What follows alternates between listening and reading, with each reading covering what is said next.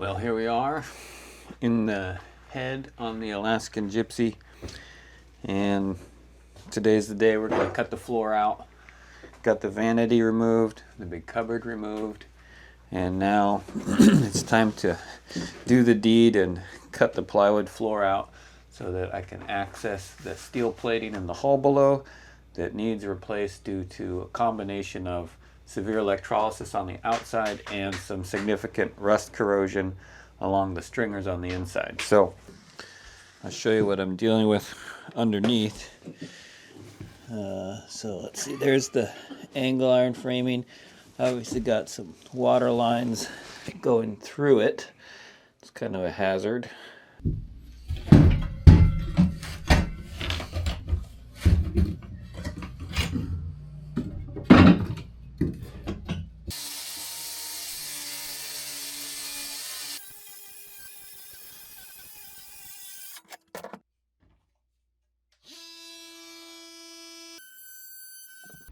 Well, I started cutting the floor out here, but realized I got to deal with this water tank because it's sitting on the floor there. Okay, so I'm thinking about trying to slide it up that slope and build a little shelf for it on the angle there so I can keep using it while I'm working in here. One thing leads to another. This type of work is never straightforward and simple, let me tell you what.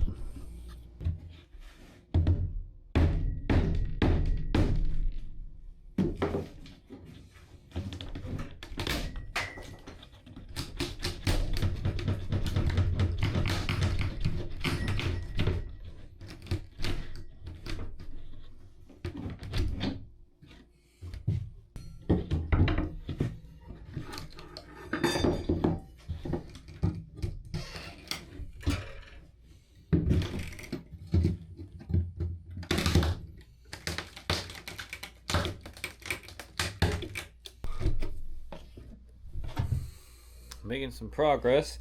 Got the floor basically pried up. I'm attached to a nailer over here with a bunch of screws that look like they're kind of hopeless to get out. So I'm thinking it might be worth trying to drill those ones out. Oh, I see what's going on. It's pinched under the wall plywood.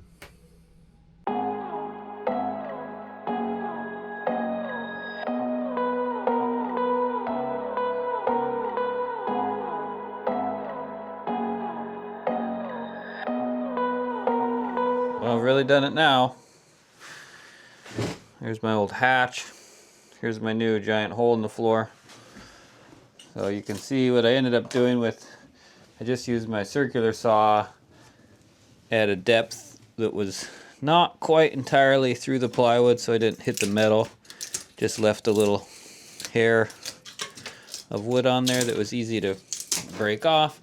And over here, came to realize that this plywood was under the wall plywood, and I tried to cut it along the wall and realized I was still going to be fighting with the screws even though I had kind of drilled them out with the hole saw. That wasn't really going to work, so plan C was just the I had this crazy oscillating multi-tool.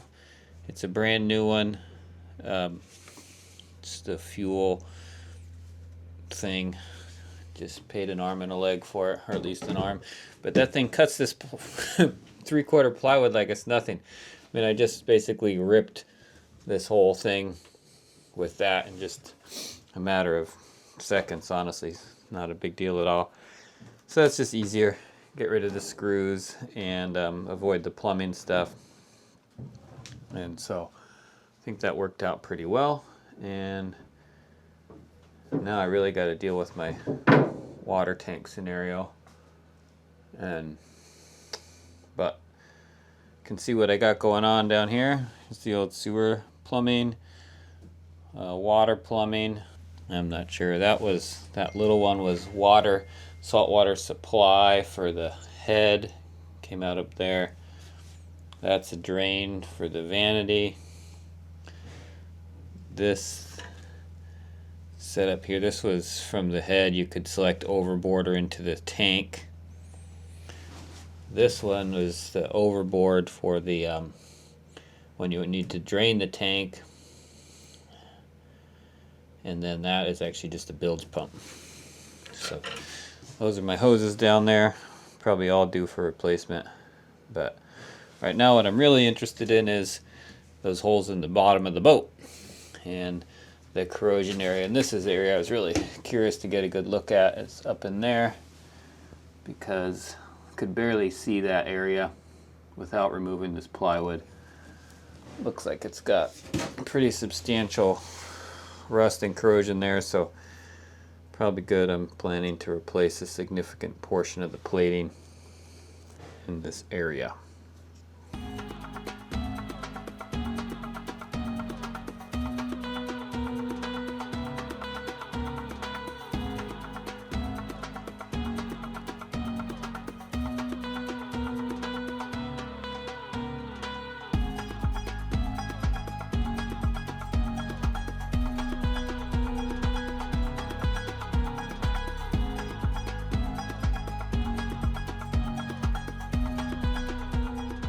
About to happen. I'm about to cut a big hole in the bottom of our boat. I'm here on the Alaskan Gypsy in the shipyard. This is the area. Got the corrosion on the hull, and I got my plas cutter here. Hypertherm Power Max 30 Air, and I just had to wire a new plug-in for it. Got my new plug in there because they were all this 3-phase style plug. So one thing leads to the next. Constant chase of the projects. And I think we're kind of ready. Got the bathroom demoed. Got the plywood cut out of the floor. Got sort of a plan for how to cut this out. Got the plasma cutter wired in and ready to go. About ready to actually do something, feels like. I gotta drill a hole through the hull for a starting spot and find a ground to clamp onto, get myself ready, and then maybe we'll actually do a cut. Bear with me. Before I could actually start the plasma cut, I needed to drill a hole so I didn't have to do a penetrating, or I forget what they call it, but it's a lot easier to start plas cutting when you have a hole through your material already. So first step was to drill about a 3/16 hole along the line that I'd start cutting from. Okay, about ready.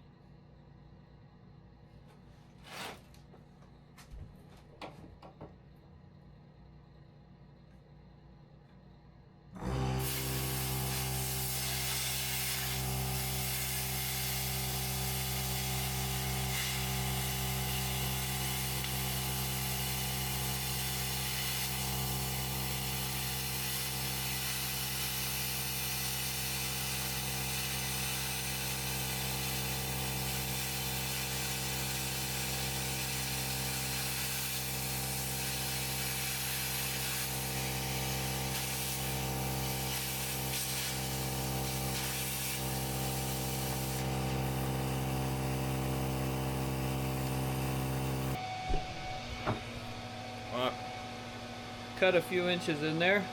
My dad's out there supposedly, but he's kind of hard of hearing, so I don't know if, I guess we're doing okay. He didn't try and alert me of anything otherwise, so probably we'll just keep cutting. Oh.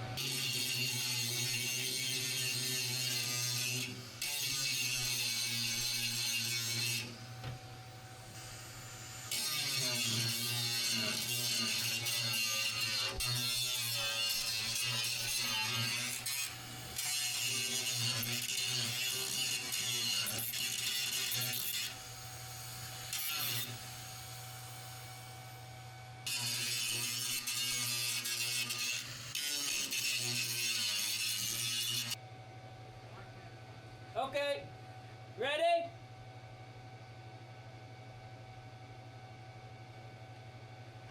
You ready?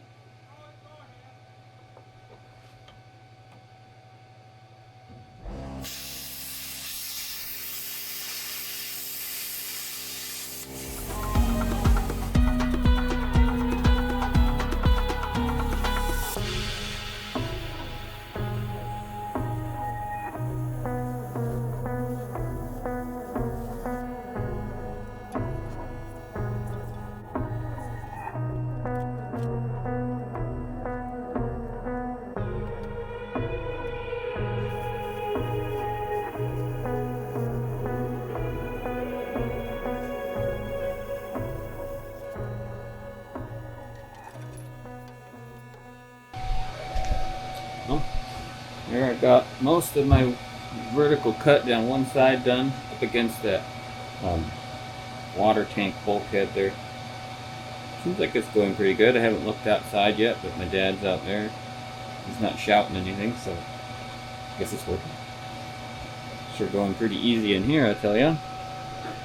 I'm gonna go a little bit further down that side there. So cut all the way along there. I'm gonna bring down here and go into a radius corner, probably around here. That's the plan. Go across, up here, up to back here, and then go across there. And get started right there.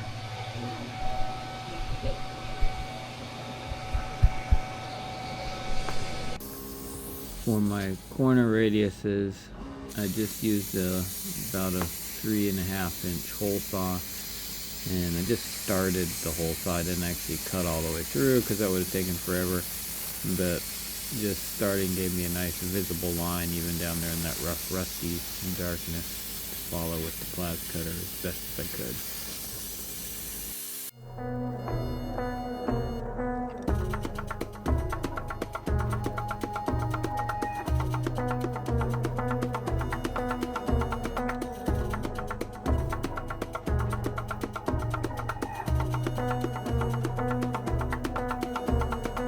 Making some good progress.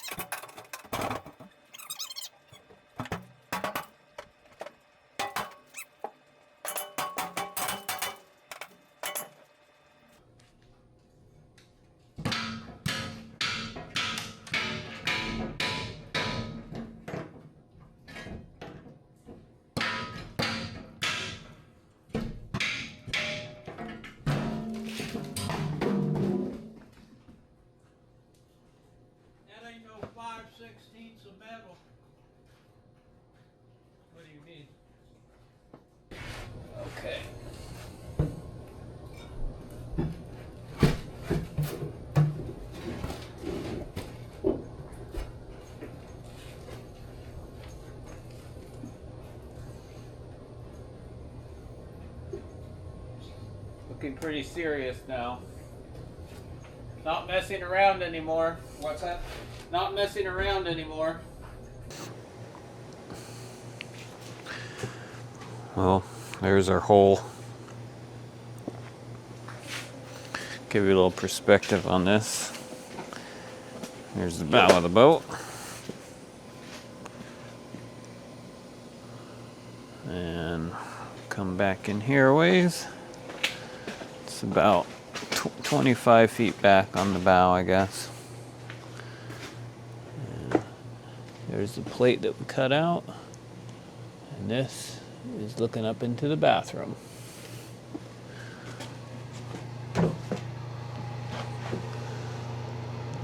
Look familiar in here? Hey. Here we go. Come on out. You come with me. We're leaving the boat. Secret hatch. Right to the outside. What a deal, huh? I'd say it went pretty well. Used the plasma cutter for most of it and finished it off with the 1/8" wheel, 6" cutoff wheel, 1/8 thick. And got kind of a rough hole there now, but we'll clean it up and make our template. You can see here's the issue areas where these thin zones where the water was running down and getting trapped against these longitudinals. And I wanted to make the patch big enough to get rid of this through hole and that through hole. Put those in new. So no big surprises. One of the things that I was wondering about was why was the water getting trapped there so bad? I know it's inherently a challenge on steel boats to not trap water in those longitudinals, but I was wondering if they didn't have any space under them for water to drain, and it looks to me like there was space under them at one time, but it's kind of the issue if you don't maintain things like that. Obviously the gaps under the longitudinals got plugged up enough, trapped water, started rusting, and then it was over. They no longer drained, they always held water, and that's where we're getting the thickness difference. You can see here we've got a full 5/16 of steel, and here we're down to like 3/16 or something. Maybe even a little bit less at the bottom there, but so that's kind of the issue. Everywhere else is looking really good. Really good looking plate thickness. Everywhere else, very stout, honestly. I've never done anything like this. I never cut a big hole in the bottom of a steel boat myself. So it's quite a learning experience. It's been kind of fun, challenging, and interesting. I'm grateful to have the experience and know what it's like, I guess, so I can decide whether to do it ever again. But also to see just how strong this boat is built. I mean, at the worst spot, there's still an incredible amount of strength. I mean, you can just absolutely beat on that as hard as you want with a chisel and a hammer, and it's not going to do anything. I was just thinking about how I would not want to do that on a glass or an aluminum boat. I can take this pointy chisel that I got here.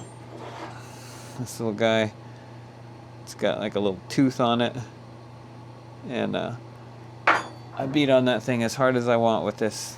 This is like a 2-pound hammer or something, maybe 3-pound hammer, right into the thinnest spot on this boat that I found yet, other than the bottom of some electrolysis bits, but the thinnest plate steel where there was some rust. I can hit it as hard as I want with that chisel and hammer, and basically no problem. Just think of what that would look like if you did that on a glass boat. You'd be blowing some serious holes in your glass and causing major problems. So we got a lot of margin for safety on a boat like this, and I don't mind at all. It's quite comforting to know that there's so much structural strength in just a really relatively thin layer of steel. And there's the worst spot on the whole boat that I've found. And after cutting it out, I'm not very worried about it at all. I think that area I could have done a much less involved patch and probably been fine for years. I know there's a lot of varied opinion on this, but I've heard enough stories, read enough, talked to enough people, and seen enough to know that a steel boat like this is pretty forgiving. And the main thing for me is stopping the continued corrosion.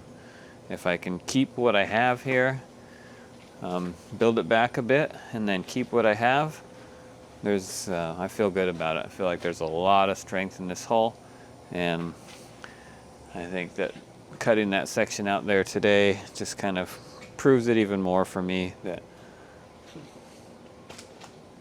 this boat is not about to suddenly sink, flood from a huge gaping hole. Sure, there's some spots that were clearly going to become little weeping holes, and I obviously want to address those and prevent it from being a long-term issue. I want to make this boat right for years to come. That's what I'm doing, but as far as just the risk of it suddenly springing an enormous leak through these arguably thin spots in the hull, it's not really much of a concern. I'm going to address it best I can, but it's good to see just how strong that is there in the worst spot on the hull. Still so much strength there. And so there we have it. Hope you enjoyed the video. Pretty exciting.